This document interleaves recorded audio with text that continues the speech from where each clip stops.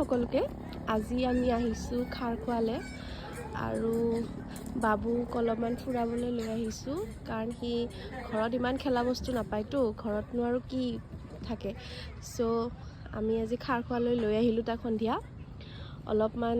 খেলক বোলো বহুত খেলিছে তেতিয়াৰ পৰা সিটো চাব এইটো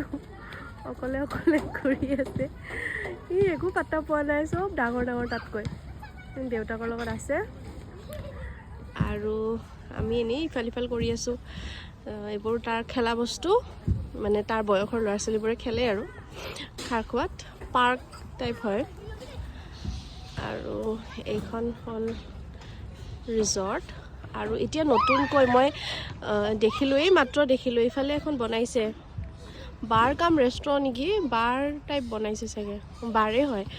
নতুনকৈ ওলাইছে এতিয়া নতুনকৈ বনাইছে এইখন